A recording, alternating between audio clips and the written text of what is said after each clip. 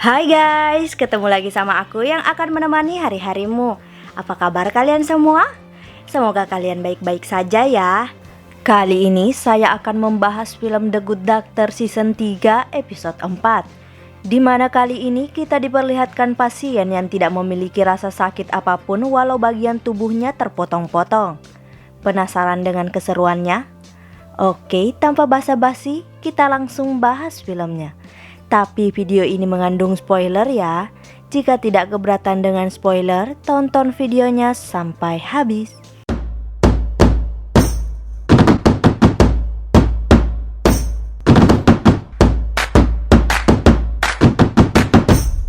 Film diawali dengan diperlihatkannya Dr. Andrews, Dr. Murphy, dan Dr. Park sedang ingin menemui seorang pasien kaya raya dan terkenal yang bernama Stewart. Stewart ini bisa sangat terkenal karena teori-teori konspirasinya yang sering disampaikan pada media. Hal ini juga yang membuat Stewart memiliki banyak musuh. Stewart yang mengetahui jika dirinya banyak musuh memutuskan pergi ke rumah sakit secara diam-diam dan meminta para dokter tidak memberitahukannya kepada media. Tidak hanya itu, Stewart juga hanya mau diobati oleh 3 orang dokter dan 1 suster. Stewart menjelaskan jika dirinya mengalami kerusakan hati dan itu disebabkan oleh penyakit genetik atau turunan dari ibunya. Stewart menjelaskan jika akhir-akhir ini hatinya semakin memburuk dan Stewart memiliki teori jika dirinya telah diracun oleh seseorang. Dr. Andrews yang mendengar hal itu langsung melakukan biopsi pada Stewart. Dari hasil biopsi terlihat jika Stewart mengalami kerusakan hati karena penyakit bawaan dari ibunya. Tidak hanya itu, dari hasil biopsi juga terlihat jika ada racun di dalam tubuh Stewart sehingga dapat disimpulkan jika kerusakan hati Stewart bukan karena diracun. Stewart pun dilakukan pembedahan untuk memperbaiki hatinya. Tentu saja pembedahan itu berhasil dan berjalan dengan sangat lancar. Dr. Murphy pun menemui Stewart dan menjelaskan jika pembedahannya sukses. Dr. Murphy mengatakan jika Stewart akan dilakukan biopsi beberapa hari lagi untuk memastikan jika hati dari Stewart membaik. Jika hasil biopsi yang dilakukan beberapa hari lagi memperlihatkan hati Stewart membaik, maka Stewart boleh langsung pulang. Dr. Murphy pun meninggalkan Stewart untuk beristirahat beberapa hari ke depan sebelum melakukan biopsi. Setelah beberapa hari, akhirnya Stewart melakukan biopsi dan terlihat jika hati dari Stewart malah makin memburuk. Para dokter pun menemui Stewart dan menjelaskan jika mereka merasa bingung karena seharusnya setelah dilakukan pembedahan maka hati dari Stewart membaik. Stewart yang mendengar hal itu ingin pindah rumah sakit karena menurutnya ada seseorang di rumah sakit yang berusaha untuk meracuninya. Para dokter menjelaskan jika rumah sakit lain tidak akan menyelesaikan masalah karena pasti ada orang-orang yang bisa disuap atau diancam untuk meracuni Stewart. Stewart yang mendengar hal itu memutuskan tetap berada di rumah sakit itu dan meminta agar Dr. Murphy saja yang merawat dirinya. Tentu saja Stewart memilih Dr. Murphy karena Dr. Murphy memiliki autis sehingga sangat kecil kemungkinannya jika Dr. Murphy yang akan meracuni dirinya. Akhirnya Dr. Murphy melakukan pemeriksaan pada Stewart untuk mengetahui mengapa hati dari Stewart memburuk setelah dilakukan pembedahan. Di sini juga kita diperlihatkan jika Stewart sangat hati-hati agar dirinya tidak diracun. Bahkan dirinya tidak mau memakan makanan rumah sakit yang dibawa oleh suster karena takut diracuni. Stewart menjelaskan jika dirinya telah menyiapkan makanan untuk dirinya selama dirinya di rumah sakit. Dr. Murphy yang melihat hal itu langsung memeriksa makanan apa saja yang dibawa oleh Stewart. Hal itu dilakukan Dr. Murphy untuk memastikan tidak ada makanan yang membuat hati dari Stewart semakin memburuk. Saat Dr. Murphy memeriksa makanan yang dibawa oleh Stewart, Dr. Murphy melihat suatu obat herbal yang mencurigakan. Stewart menjelaskan jika itu adalah obat herbal dari Cina yang berfungsi sebagai obat kuat dan digunakan untuk membuat kelamin pria ereksi dan tahan lama. Dr. Murphy langsung melihat komposisi dari obat itu dan obat itu benar-benar obat herbal sehingga tidak berbahaya bagi hati Stewart. Namun Dr. Murphy masih penasaran dan memutuskan untuk melakukan uji lab pada obat itu.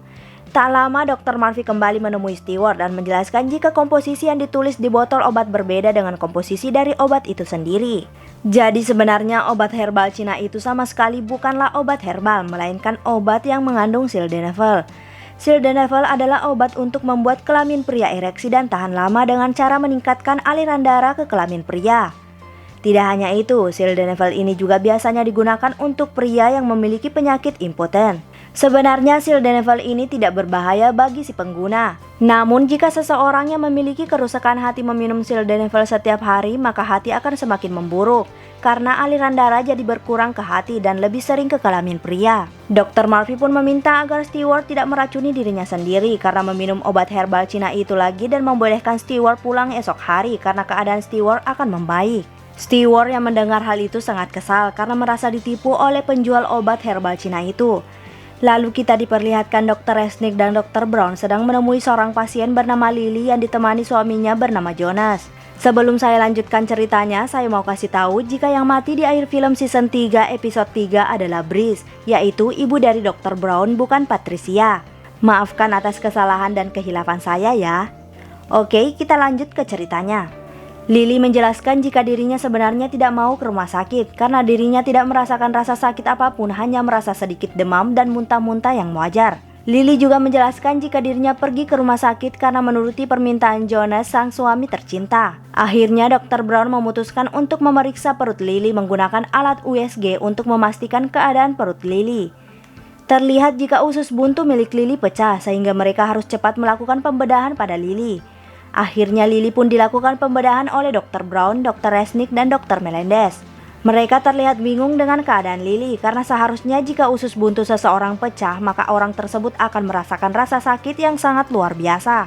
Dr. Melendez meminta kepada Dr. Brown dan Dr. Resnick melakukan fMRI kepada Lily setelah mereka melakukan pembedahan untuk memperbaiki usus buntu Lily. fMRI adalah memberikan stimulasi kepada otak Lily untuk mengetahui kenapa otak Lily tidak bereaksi terhadap rasa sakit yang sangat luar biasa. Di sini juga kita diperlihatkan jika Dr. Brown terlihat tidak fokus dalam melakukan pembedahan karena masih memikirkan kematian Breeze. Lalu kita diperlihatkan Lily yang sedang dilakukan fMRI oleh Dr. Brown dan Dr. Resnick. Dr. Brown dan Dr. Resnick melakukan fMRI dengan memberikan stimulasi rasa sakit kepada Lily dan tentu saja Lily tidak merasakan rasa sakit apapun. Dr. Brown dan Dr. Resnick lalu mencoba menceritakan kematian keluarga Lily dan terlihat jika otak Lily tidak merespon hal itu. Jadi dapat disimpulkan jika Lily tidak bisa merasakan rasa sakit apapun dari rasa sakit fisik hingga rasa sakit hati karena ditinggalkan oleh orang yang dicintainya. Dr. Brown dan Dr. Resnick pun menghampiri Lily untuk memberitahu keadaannya. Namun Dr. Brown menyadari jika tangan Lily tiba-tiba saja memerah dan dapat disimpulkan jika tangan Lily mengalami infeksi. Akhirnya Lily kembali dilakukan pembedahan, namun kali ini untuk mengobati infeksi di tangannya.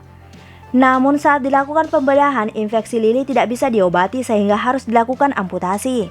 Lalu kita diperlihatkan Lily yang telah sadarkan diri. Dr. Brown dan Dr. Resnick menjelaskan jika Lily tidak bisa merasakan rasa sakit apapun dan meminta agar Lily lebih sering untuk melakukan pemeriksaan. Jadi rasa sakit sebenarnya adalah suatu pertanda jika seseorang mengalami penyakit, akan tetapi jika orang tersebut tidak memiliki rasa sakit, maka penyakit tidak diketahui dan akan menjadi parah.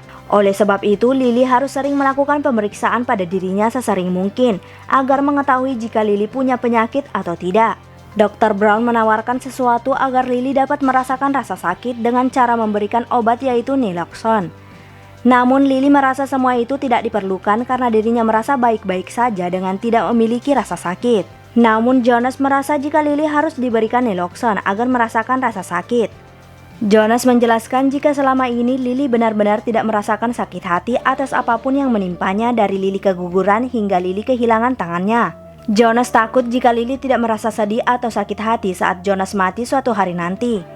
Lily menjelaskan jika dirinya sangat mencintai Jonas dan menurut Lily dirinya tidak harus merasakan sakit hati saat Jonas mati karena yang terpenting Lily sangat mencintai Jonas. Jonas mengatakan jika Lily mencintai Jonas maka Lily akan merasakan sakit hati saat Jonas mati, namun jika Lily tidak merasakan sakit hati maka Lily tidak mencintai Jonas. Jonas pun meninggalkan Lily. Setelah Jonas pergi, Lily pun meminta agar para dokter memberikannya Naloxone. Namun saat diberikan obat Naloxone terlihat jika Lily langsung stres berat dan terlihat pikirannya kosong. Dr. Resnick dan Dr. Brown akhirnya memutuskan untuk menemui Jonas dan menjelaskan semua keadaan Lily. Dr. Brown yang tahu sakitnya kehilangan karena baru saja kehilangan ibunya yaitu Breeze mengatakan jika Jonas egois. Dr. Brown dengan sangat tegas mengatakan jika Jonas mencintai Lily maka Jonas tidak akan mau Lily menderita saat Jonas telah mati karena hal itu sangat menyakitkan. Dr. Brown langsung meninggalkan Jonas dan Dr. Resnick. Tentu Dr. Resnick merasa sangat aneh dengan sikap Dr. Brown hari ini karena biasanya Dr. Brown akan berbicara kepada seseorang dengan lemah lembut. Akhirnya Dr. Resnick mengejar Dr. Brown, sedangkan Jonas pergi ke ruangan Lily. Jonas yang melihat Lily sangat tertekan hingga menangis meminta agar Dr. Melendez untuk menghentikan pemberian naloxone pada Lily. Ternyata Dr. Melendez telah menghentikan pemberian naloxone dari tadi karena dirinya melihat Lily sangat depresi. Dr. Melendez juga mengatakan jika Lily saat ini masih sama seperti Lily saat pertama kali masuk ke rumah sakit. Dr. Melendez menjelaskan jika mungkin Lily memang tidak merasakan rasa sakit apapun, namun tidak dengan rasa sakit atas kehilangan Jonas. Dr. Melendez pun meninggalkan mereka berdua untuk memadu kasih. Lalu kita diperlihatkan Dr. Resnick yang penasaran dengan masalah Dr. Brown karena Dr. Brown terlihat berbeda. Dr. Brown akhirnya menjelaskan jika Brice telah mati dan yang ia miliki kini hanya abu mayat dari Brice. Dr. Brown juga mengatakan jika Brice pernah meminta agar abu mayatnya dibuang di pusat sains kelautan di mana tempat singa laut dilindungi. Dr. Resnick yang mendengar hal itu langsung mengajak Dr. Brown agar cepat melaksanakan permintaan Brice. Singkat cerita, akhirnya mereka berdua sampai di pusat sains kelautan. Dr. Brown terlihat sangat sedih dan mulai membuang abu mayat Brice dengan perlahan. Dr. Brown juga menyanyikan sebuah lagu untuk mengantarkan kepergian dari Brice untuk selama-lamanya. Lalu kita diperlihatkan Dr. Murphy yang sedang bersama dengan Dr. Charlie. Mereka terlihat sangat senang sambil menonton film dan beberapa kali mereka menyempatkan untuk berciuman. Namun saat Dr. Charlie mencoba memegang tangan Dr. Murphy menolaknya karena Dr. Murphy tidak suka berpegangan tangan. Tentu hal itu membuat Dr. Charlie sangat kecewa. Esoknya Dr. Murphy menemui Dr. Glassman dan menjelaskan jika dirinya merasa bingung kepada setiap pasangan yang mempermasalahkan masalah kecil yaitu berpegangan tangan. Dr. Murphy juga menjelaskan jika dirinya dan Dr. Charlie memiliki banyak kesamaan karena Dr. Murphy telah menanyakan seluruh pertanyaan mendalam kepada Dr. Charlie. Dr. Glassman yang mau menikah esok hari dengan Debbie mulai merasa jika dirinya terlalu cepat untuk memutuskan menikah dengan Debbie. Tentu Dr. Glassman merasa seperti itu karena mendengar Dr. Murphy yang terlihat sangat mengenal Dr. Charlie karena menanyakan pertanyaan mendalam kepada Dr. Charlie. Esok harinya kita diperlihatkan Dr. Glassman yang mau menikah dengan Debbie. Dr. Glassman yang merasa masih belum mengenal Debbie tiba-tiba saja meninggalkan Debbie dan membatalkan pernikahannya. Lalu kita diperlihatkan Debbie menemui Dr. Glassman dan terlihat jika Debbie sangat kecewa. Dr. Glassman menjelaskan jika mereka berdua belum sama-sama mengenal dan lebih baik jika mereka saling mengenal lebih dalam. Dr. Glassman juga menjelaskan jika dirinya lebih baik menikah setelah mengenal lebih lama daripada lebih cepat menikah namun akhirnya bercerai. Debbie menjelaskan jika semua itu omong kosong karena menurut Debbie hanya satu yang harus diketahui saat mau menikah yaitu cinta. Debbie pun meninggalkan Dr. Glassman. Lalu kita diperlihatkan Dr. Murphy dan Dr. Charlie kembali menonton film bersama. Dr. Charlie menjelaskan jika berpegangan tangan maka itu menandakan mereka akan bersama-sama selamanya dan Dr. Charlie merasakan jika Dr. Murphy ada. Dr. Murphy yang mendengar hal itu langsung mencoba berpegangan tangan dengan Dr. Charlie. Namun Dr. Murphy terlihat sangat tidak nyaman dan langsung melepaskan tangan Dr. Charlie. Dr. Charlie pun memakluminya dan melanjutkan menonton film tanpa berpegangan tangan. Esoknya Dr. Murphy kembali menemui Dr. Glassman dan menanyakan masalah Dr. Glassman yang tidak jadi menikah. Dr. Glassman menjelaskan jika dirinya mungkin tidak usah menikah dengan siapapun karena dirinya sangat menjengkelkan. Dr. Glassman juga menjelaskan jika dirinya bercerai dengan istri pertamanya karena Dr. Glassman sangat menjengkelkan. Dr. Murphy yang mendengar hal itu sangat bingung karena Dr. Glassman menyebut mantan istrinya dengan sebutan istri pertama. Sehingga dapat disimpulkan jika sebenarnya secara tidak sadar Dr. Glassman telah memilih Debbie menjadi istri kedua. Dr. Glassman yang mendengar hal itu langsung menemui Debbie dan meminta maaf atas perbuatannya. Dr. Glassman kembali melamar Debbie dan mengajak Debbie menikah esok hari. Esoknya pun kita diperlihatkan Debbie dan Dr. Glassman menikah. Pernikahan mereka berdua ditemani oleh Dr. Murphy dan Dr. Charlie. Dr. Murphy mencoba kembali untuk berpegangan tangan dengan Dr. Charlie. Dan film pun berakhir. Jika suka dengan channel ini, mohon di subscribe, like, komen, dan share. Jika ada film yang ingin dibuatkan alurnya, komen aja. See you!